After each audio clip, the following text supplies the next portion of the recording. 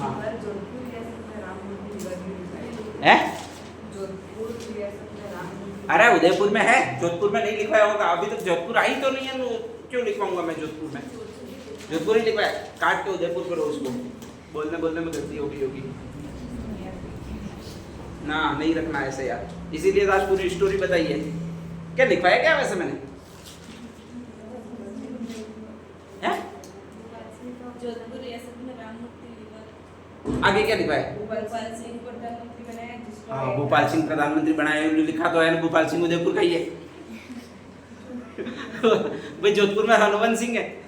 ठीक है, सही लिखवाया। वो बोलने में टेक्निकली मिस्टेक हुई होगी, ठीक है, ध्यान रख लीजिएगा। वो कभी कभी मिस्टेक हो जाती है, बोलने बोलने में मेरे कई सारी मिस्टेक हो जाती है, चिंता नहीं करनी, अपने कहानियों पर ध्यान देना है, ठीक है। बाकी लिखवाता हूँ तब तो कई बार हो जाती है ऐसे ऐसे मिस्टेक, क्योंकि उस समय दिमाग रहता भी नहीं है इतना। हाँ खैर छोड़ो। अपने वृहद राजस्थान बना रहे, और वृहद राजस्थान में 4 बड़ी रियासतें मिला रहे, जिसमें से जयपुर, जोधपुर, जैसलमेर और कौन सी है भी आपके? बीकानेर। चारों ने आंदोलन किया। आंदोलन किया वो एक आपके समाजवादी दल ने किया, जिसमें 2 व्यक्ति आए, एक तो जयप्रकाश नारायण और एक कौन सा भी आपके? राम मनोहर लोहिया। ये दोनों आदमी इसीलिए फेमस है कि आंदोलन ये बहुत बड़े बड़े करते थे। जैसे एक आदमी बीच में फेमस हुआ था, अन्ना हजारे, याद हो? ठीक है, बहुत बड़े आंदोलन कर देता था, ठीक है, भीड़ के भीड़ खड़ी कर देता था। ऐसा ही एक आदमी और था जिसका नाम है जयप्रकाश नारायण, बहुत बड़े आंदोलन कर देता था, ठीक है। तो है एक्चुअल में बिहार का रहने वाला, ठीक है, राजस्थान से उसका कोई लेना देना नहीं है, लेकिन झंडा पकड़ा दिया और उसने दोहरा पकड़ भी लिया। कुछ ऐसे लोग होते हैं जो कहीं का भी मसला हो दोहरा पकड़ के खड़े हो जाते हैं, ठीक है, और खड़ा हो भी गया और 1-2 महीने यहीं पर पड़ा रहा और सेट भी कर दिया मामला कि जयपुर, जैसलमेर, जोधपुर और बीकानेर 4 रियासतें होगी, वो राजस्थान में ही मिलेगी, इनको केंद्र शासित प्रदेश नहीं बनाया जाएगा। अगर वो आदमी नहीं होता तो आज भी ये 4 प्रदेश होते, वो केंद्र शासित प्रदेश होते, ठीक है, ध्यान रख लीजिएगा, अजमेर मेरवाड़ा के साथ में। अब नेक्स्ट आगे, ये फैक्ट हो गया कि इनको मिला दिया जाएगा। इनको मिला दिया जाएगा तो ऐसी कंडीशन में कुछ रियासतें मिली है तब और विवाद हुए, और इसमें से एक रियासत है जिसको कहा जाता है जयपुर, ठीक है। और जयपुर जब राजस्थान में मिलने वाली थी उस समय वहां का एक विवाद बहुत ज्यादा फेमस रहा था, उसका नाम क्या है? स्वर्ण विवाद। और वो सीधा सीधा सरदार पटेल से जुड़ा हुआ है, जब रख लीजिएगा, ठीक है। सरदार पटेल से कैसे जुड़ा हुआ है उसके बारे में अपन बात करते हैं। तो जयपुर का मैंने राजा कौन सा बताया? सवाई मानसिंह। कौन सा राजा? सवाई मानसिंह, ठीक है। जयपुर का राजा, उसका नाम सवाई मानसिंह है, जो राज चला रहा है। राज सही नहीं चल रहा है, इसलिए आपके स्पेशली एक और आदमी यहाँ पर नेता, युवा नेता बना घूम रहा है, उसका नाम हीरालाल शास्त्री है। नाम कौन सा? हीरालाल शास्त्री। पहले ये टीचर था। टीचर तो क्या था? टीचर नहीं था, कुछ नहीं था, फर्जी था, ध्यान रख लीजिएगा, ठीक है। एक मैडम से इसने शादी की है, और मैडम का नाम क्या है? इनकी पत्नी का नाम रतन शास्त्री, ठीक है, ध्यान रख लीजिएगा। तो हीरालाल शास्त्री है, कुछ भी नहीं करता है, लेकिन एक मैडम से शादी कर ली, इसकी ये उपलब्धि है जीवन में, ध्यान रख लीजिएगा। अब मैडम साली खतरनाक थी थोड़ी, मैडम को और कुछ दिखता नहीं था, छोरों को पढ़ाना दिखता था। जैसे ही घर पे आई तो वो इसको पढ़ाने बैठ जाती थी, ले तू रीड का कंपटीशन दे, पढ़। बेचारा परेशान हो जाता था, परेशान हो जाता था, उसके लिए एक विश्वविद्यालय खोल दिया, और उसी को कहा जाता है वनस्थली विश्वविद्यालय। कौन सा विश्वविद्यालय? वनस्थली विश्वविद्यालय, ताकि मैडम है वो बच्चों को पढ़ाने में लगे, मैं मेरे युवा नेता का काम करता रहूं। नहीं तो हर बार ले आती थी घर पे, चलो रगड़ते रहते फालतू काम के, घर पे बैठो यूं करके, ठीक है, और मीनिंग याद करवाती थी। अब ऐसा आदमी थोड़ा मीनिंग याद करेगा, ध्यान रख लीजिएगा, और मीनिंग याद करने वाला आदमी कोई मैडम से थोड़ी शादी कर सकता है, ठीक है। तो ऐसे ही उल लप्पू चक्कर होगा वही शादी कर सकता है, ऐसे चक्कर चला के बिड़ा के वगैरह। तो इस तरह से वहां पर कंप्लीट नहीं हुआ। अब नेक्स्ट आगे हीरालाल शास्त्री युवा नेता। 1942 में आपके एक आंदोलन हुआ है, और उसको कहा जाता है भारत छोड़ो आंदोलन। कौन सा आंदोलन कहा जाता है? और भारत छोड़ो आंदोलन में यहाँ पर हीरालाल शास्त्री की जयपुर प्रजामंडल थी, ध्यान रख लीजिएगा, ठीक है। तो भारत छोड़ो आंदोलन में सारे लोग कह रहे थे, सारी प्रजामंडल है वो कह रही थी हम भारत छोड़ो आंदोलन में भाग लेंगे और अंग्रेजों का विरोध करेंगे, ध्यान रख लीजिएगा, ठीक है। हीरालाल शास्त्री ने उस समय कहा जाता है कि एक प्रधानमंत्री मिर्जा इस्माइल खान से कुछ पैसे लिए। सीधी बात है, समझौता करने का मतलब यही होता है, कुछ पैसे लिए, ठीक है, ध्यान रख लीजिएगा। अगर नहीं भी लिए तो भी कोई बेनिफिट मिला ही होगा, नहीं तो सारे लोग तो विरोध कर रहे थे अंग्रेजों का। और ये एक आदमी ऐसा क्यों कहता है हम तटस्थ रहेंगे, ठीक है, जयपुर रियासत के लोग अंग्रेजों का साथ नहीं देंगे और महाराजा का भी विरोध नहीं करेंगे। अगर महाराजा सहायता करना चाहता है तो करे, वैसे नहीं करे तो बेटर रहेगा, लेकिन अंग्रेजों की सहायता करना चाहता है करे, तटस्थ रहे, यही बात उन्होंने स्वीकार की थी। ठीक है, ध्यान रख लीजिएगा। तो बड़ा तिकड़मबाज आदमी था। नेता जो होता है वो आसान व्यक्ति नेता नहीं बनता है, जो सच्चा बोलता है वो नेता बनने वाला नहीं होता। ऐसा तिकड़मबाज होता है कि कहीं से भी घपला कर दे और कुछ ले आए, वो नेता बनने के काबिल होता है। और ऐसा ही नेता एक बना हुआ है, उसका नाम है हीरालाल शास्त्री। नाम क्या है? 1942 में भारत छोड़ो आंदोलन हुआ है, सब लोग कह रहे हैं कि हम अंग्रेजों का विरोध करेंगे। ये कह रहा है कि इसने समझौता कर दिया चुपचाप मिर्जा इस्माइल के साथ में, कहा कि अपन इससे तटस्थ रहेंगे, जब तक ये द्वितीय विश्व युद्ध चल रहा है तब तक हम भारत छोड़ो आंदोलन में भाग ही नहीं लेंगे। ठीक है, सारे लोग विरोध कर रहे हैं, जयपुर के सारे लोग विरोध कर रहे हैं, आपके राजस्थान के जितने लोग हैं वो सारे के सारे विरोध कर रहे हैं, ध्यान रख लीजिएगा। ठीक है, लेकिन उसने एक आदमी को पकड़ रखा है, उसका नाम है गोकुलभाई भट्ट। कौन सा नाम है? गोकुलभाई भट्ट। और उस समय गोकुलभाई भट्ट राजस्थान कांग्रेस में, राजस्थान का जो कांग्रेस दल चलता था उसके अध्यक्ष, ध्यान रख लीजिएगा। ठीक है, तो उसने एक आदमी को बहुत अच्छा पकड़ रखा है, सिरोही का है, हाथल गांव का रहने वाला, और उसका नाम गोकुलभाई भट्ट है, ध्यान रख लीजिएगा। और गोकुलभाई भट्ट की सबसे ज्यादा सुनते हैं वो आपके सरदार पटेल सुनते हैं। कौन सुनते हैं? सरदार पटेल। अचानक कहा जाता है जयपुर रियासत को स्पेशली राजस्थान में मिलाया गया और वृहद राजस्थान का गठन किया गया। किसका गठन किया गया? वृहद राजस्थान का। राजधानी बनाएगी वो यही बनाएगी, कौन सी बनाएगी? जयपुर। राज प्रमुख बना वो यहाँ का राजा बना। राज प्रमुख कौन बना? सवाई मानसिंह बना। ठीक है, अब एक पद और होता है जो जनता को देना था, जनता में से कोई व्यक्ति बिठाता था, उसका नाम था प्रधानमंत्री। कौन सा नाम था? प्रधानमंत्री। पहले चरण में मत्स्य संघ का प्रधानमंत्री कौन बना था? शोभाराम कुमावत। ठीक है, ध्यान रख लीजिएगा। दूसरा, पूर्व राजस्थान का प्रधानमंत्री कौन बना था? गोकुललाल सभा। ठीक है, ध्यान रख लीजिएगा, आपके शोक गो। तीसरे चरण का कौन बना था भाई? आपके माणिक्यलाल वर्मा। और चौथे चरण का कौन बना था? हीरालाल शास्त्री। हीरालाल शास्त्री को पता लगा कि यहाँ पर प्रधानमंत्री की पोस्ट आई हुई है और उस पर कोई नेता बन सकता है, तो उसने तुरंत हाथ पांव जोड़े गोकुलभाई भट्ट के सामने। गोकुलभाई भट्ट ने कहा जा तू भी जिंदा है। ठीक है, सारे कांग्रेस के लोग विरोधी है, लेकिन गोकुलभाई भट्ट ने स्पेशली कह दिया तू बन जा। अब सारे कांग्रेस के लोग विरोध में उतर आए। जैसे ही सारे कांग्रेस के लोग विरोध में उतर आए तो गोकुलभाई भट्ट सीधे पहुंचे सरदार पटेल के पास में। किसके पास में? और सरदार पटेल को समझाया ये बहुत अच्छा आदमी है, बहुत काम आता वगैरह, कई सारी बातें की। सरदार पटेल ये जानते नहीं थे कि हीरालाल शास्त्री एक नंबर का कामचोर आदमी है, एक नंबर का निकम्मा आदमी है, एक नंबर का ऐसा कुछ और फलाना ढिमकाना समझौतावादी आदमी है, ये जानते नहीं थे। और ऐसी कंडीशन में कहा जाता है कि हीरालाल शास्त्री को स्पेशली प्रधानमंत्री बना दिया गया, वो आपके इस राजस्थान का बना दिया गया। कौन से राजस्थान का? आपके वृहद राजस्थान का बना दिया गया।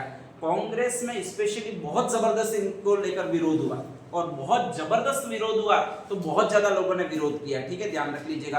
कई सारे कांग्रेस की गाड़ियां भर भर के आपके पहुंची जवाहरलाल नेहरू के पास में। किसके पास में पहुंची? और उस समय तक आपके स्पेशली सरदार पटेल की बहुत ज्यादा चलती थी, ध्यान रख लीजिएगा। लेकिन कहा जाता है कि सरदार पटेल ने एक नहीं सुनी, जवाहरलाल नेहरू की भी नहीं सुनी। जवाहरलाल नेहरू इन सारे कांग्रेस वालों को लेकर गए, वो महात्मा गांधी के पास लेकर गए। किसके पास लेकर गए? महात्मा गांधी के पास लेकर गए और कहा कि बापू देखो मैं आपकी कितनी सुनता हूं। ठीक है, एक वो देखो सरदार पटेल बिल्कुल नहीं सुनता है, मेरी नहीं सुनता है, नहीं सुनता चलेगा, मैं तो होता ही कौन हूं बापूजी, लेकिन कम से कम आपकी तो सुनना चाहिए। ठीक है, महात्मा गांधी ने भी स्पेशली कहा कि देखो सरदार सारे लोग विरोध कर रहे हैं तो इसको बढ़ा दो। लेकिन इधर से गोकुलभाई भट्ट बार बार अंगुली करते रहते हैं कि नहीं यही ठीक है, बढ़िया आदमी है ये। ठीक है, तो ऐसी कंडीशन में सरदार पटेल बदल नहीं पाए। किसको नहीं बदल पाए भाई? आपके हीरालाल शास्त्री को नहीं बदल पाए, ध्यान रख लीजिएगा। किसी न किसी तरह से वो विवाद थोड़ा बहुत शांत हुआ और थोड़ा बहुत जैसे ही शांत हुआ तो ऐसी कंडीशन में कहा जाता है एक और नया विवाद ऊपर के आया और उसका एक नाम है। नाम कौन सा भी आपके? स्वर्ण विवाद।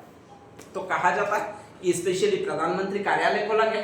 प्रधानमंत्री कार्यालय वही था जहां पर मानसिंह का शाही खजाना रहता था, और मानसिंह का शाही खजाना रहता था मतलब हीरे जवाहरात सोना वगैरह सारा रहेगा, ध्यान रख लीजिएगा। ठीक है, तो प्रधानमंत्री कार्यालय वही खुला जहां पर आपके स्पेशली ये खजाना रहता था, ध्यान रख लीजिएगा।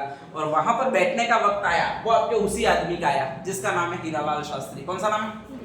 हीरालाल शास्त्री, ध्यान रख लीजिएगा। ठीक है, तो एक प्रधानमंत्री की कुर्सी थी, उस पर जाकर बैठे। इधर देखा हीरे जवाहरात मोती वगैरह पड़े हुए थे, इधर देखा तो आपके सोना चांदी वगैरह पड़ा हुआ था। ठीक है, अचानक आपके मन में भी क्या ख्याल आएगा?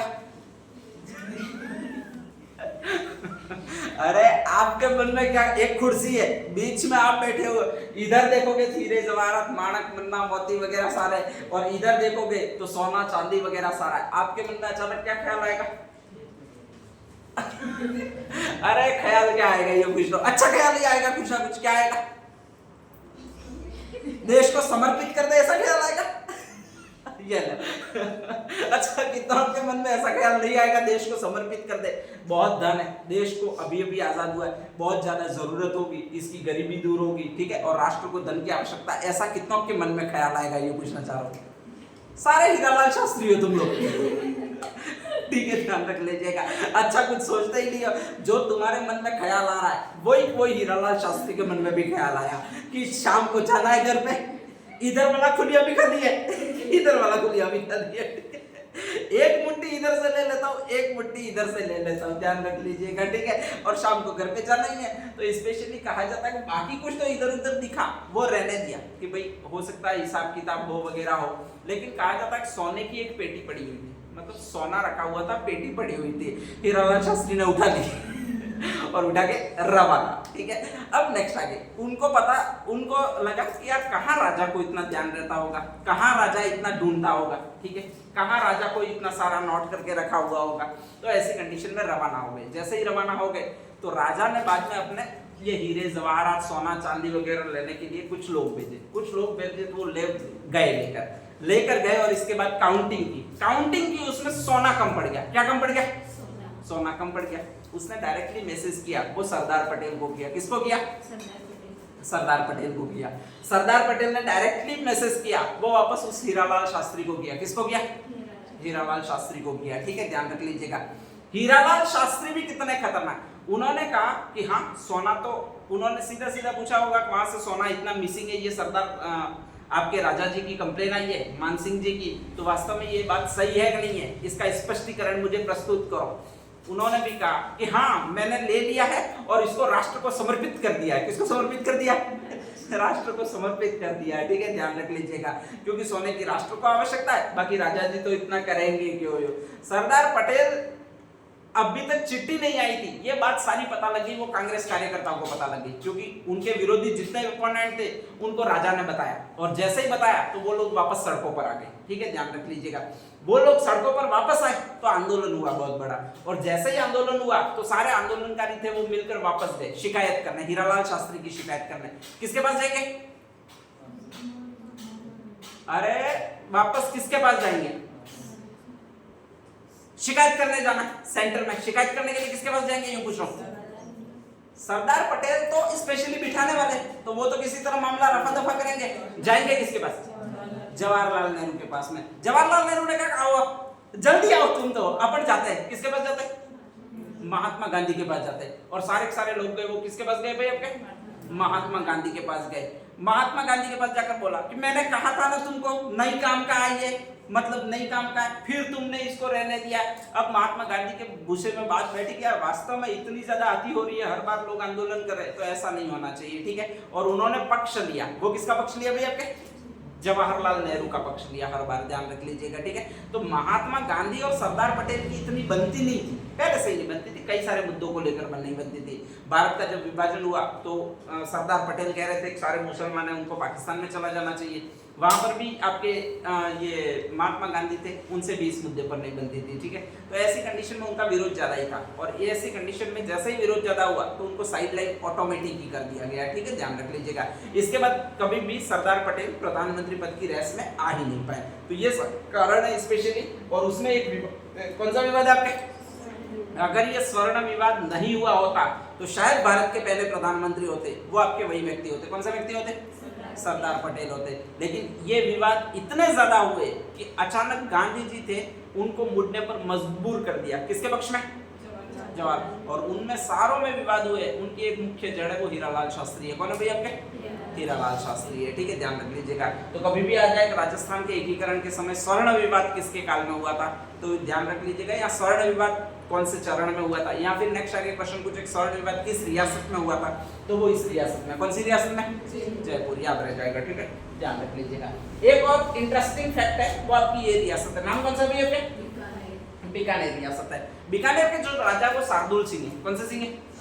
शार्दुल सिंह है। जस्ट पाकिस्तान के पास ये रियासत पड़ती है, ठीक है, ध्यान रख लीजिएगा।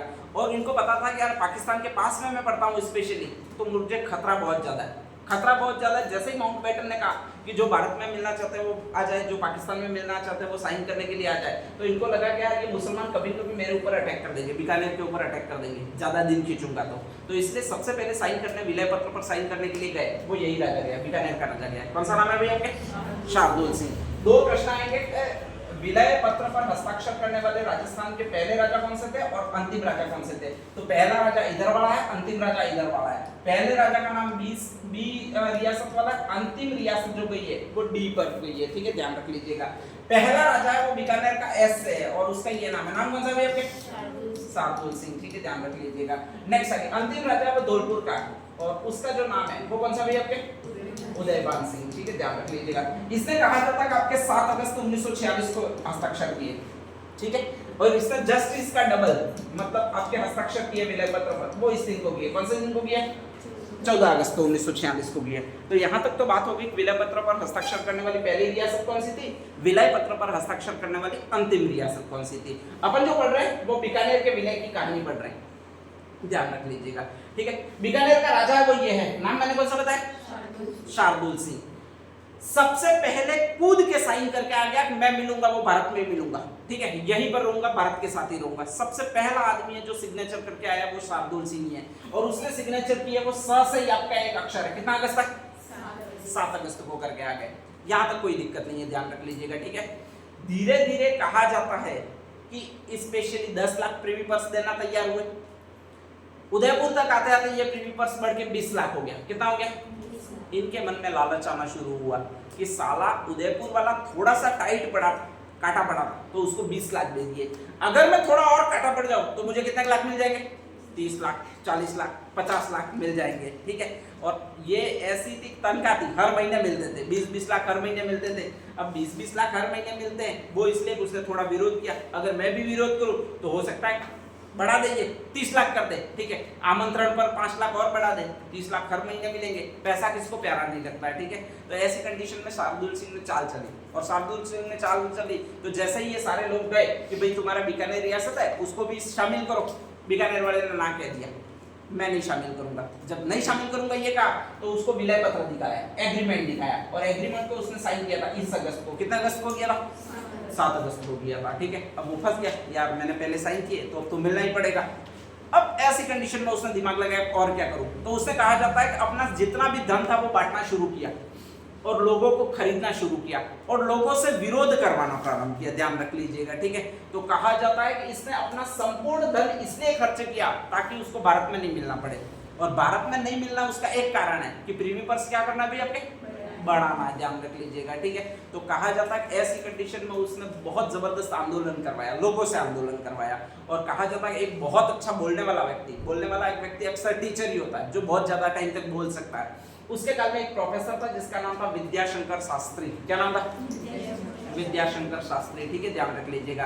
तो उसके लिए एक मंडली बनाई जिसको कहा जाता है प्रजा मंडली संघ या प्रजा सेवक संघ। स्पेशली इस संगठन को खड़ा किया, पूरा खर्चा दिया वो इसी आदमी ने दिया। कौन सा आदमी ने दिया भाई आपके?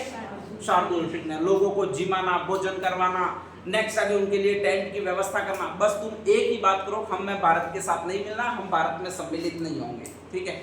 नेक्स्ट आगे जैसे जैसे ये प्रजामंडल आंदोलन बहुत ज्यादा फैला वैसे वैसे उसने एक और दूसरा कहा जाता बीकानेर लोक सेवक संघ और बनाया और इसका जो अध्यक्ष था वो आपके बद्री प्रसाद को बनाया, बस ही नाम है, ध्यान रख लीजिएगा। और उसके द्वारा किसानों के जुलूस निकलवाना वगैरह बहुत सारे कार्य करने लगा। अब जैसे ही कार्य करने लगा तो कहा जाता है धीरे धीरे इंटेलिजेंस के थ्रू पता चला कि भाई ये इतना कर क्यों रहा है। तो इंटेलिजेंस के थ्रू जैसे ही पता चला तो कहा जाता है कि भारत सरकार यानी सरदार पटेल को पता लगा कि इसको ज्यादा चाहिए। क्या ज्यादा चाहिए? प्रीवी पर्स ज्यादा चाहिए, ठीक है, ध्यान रख लीजिएगा। और ऐसी कंडीशन में कहा जाता है कि सरदार पटेल आए और देख कहा इसको लास्ट कि मैं तेरे को 17.5 लाख एक्स्ट्रा प्रीवी पर्स दे दूंगा। कितना दे दूंगा भैया आपके? 17.5 लाख एक्स्ट्रा प्रीवी पर्स दे दूंगा। और जैसे ही कहा तो इसने वापस कहा कि तुम लोग जाओ, हम भारत में सम्मिलित होंगे, ठीक है, ध्यान रख लीजिएगा। फालतू बन के यहाँ पर आंदोलन मत करो बैठे बैठे, ठीक है। वो दो प्रोफेसर साहब थे जिसका नाम था विद्याशंकर शास्त्री। कौन सा नाम था? सस्पेंड कर दिए गए, ध्यान रख लीजिएगा। बद्री प्रसाद जी थे, उनको जेल में डाल दिया गया आंदोलन करने वाला। और पैसा लेकर रह गया वो ये आदमी रह गया जिसका नाम कौन सा भैया आपके? शार्दुल सिंह, ठीक है। तो सब जगह अपने हित देखे जाते हैं, ध्यान रख लीजिएगा। राजनीति में ऐसा नहीं है कोई किसी के काम आ जाए, वैसे जीवन में भी ऐसा कोई नहीं होता है। अगर आपके हित सत्य है तो वो व्यक्ति काम का है, अगर आपके हित नहीं सत्य है तो वो कोई काम का है। बाद में तो इनको सजा होगी दोनों को, ठीक है। और ये सारा करवाने वाला था, उसको एक्स्ट्रा पैसे मिल गए। कितना एक्स्ट्रा पैसे मिल गए? 17.5 लाख मिल गए, ध्यान रख लीजिएगा। और इस तरह एक रियासत का विलय हुआ है, जिसको कौन सी रियासत कहा जाता है भैया? बीकानेर रियासत कहा जाता है, ठीक है। तो ये कुछ पॉइंट्स है वो याद रख लीजिएगा।